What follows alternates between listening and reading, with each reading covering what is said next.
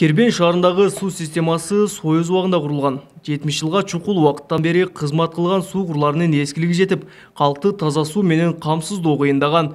Көйгөйдү жоюу үчүн 2018-жылы Кербен шаарынын суу системасын жакшыртуу долбоору башталган.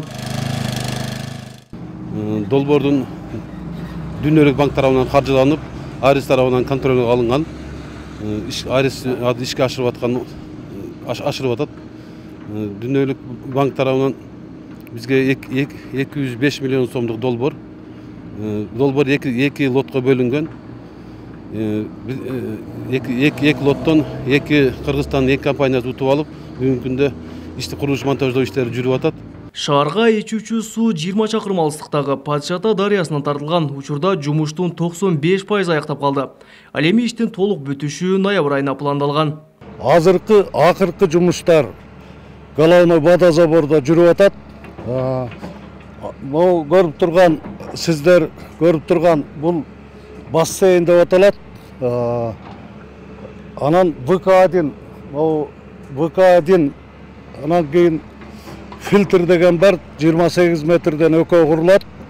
Ага 3 түрдө таш төшөлөт. Ошол таш кокустан фильтр иштебей калган күндө могу маңдайда турган курулуп аткан бассейнге алынып келип, жуулуп, кайра фильтрге салынат.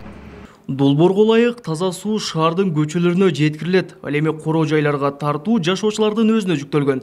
Азырынча Кербен шаарында 200дөй кожолук сууну үйүнө киргизген. Калгандары эми аракетин көрүүдө. Буга чейин биздин көчөдө мындай суу болгон эмес да. Ар жактан ташып берип ичип жүргөнбүз. Мына суу болуп калса, биз үйдөн суу чыгып турса, жакшы да болчу. Бардыгыбыз үчүн жакшы болуп эле. 1000 сом тегерегине, средний 800 сом, 1000 сом тегерегинде кетсе керек шлангаларга. Шланганын өзүнө.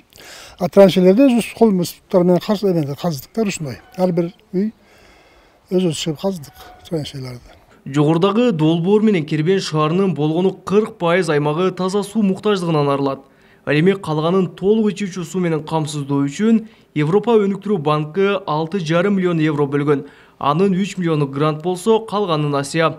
Кербенде таза суу менен камсыздоонун экинчи фазасы келерки жылы башталып, 3 жыл аралыгында бүткөрүлөт. Кабылбек Көчкөнбай уулу, Тынчбек Тоолдаев, Жалал Абад облусу.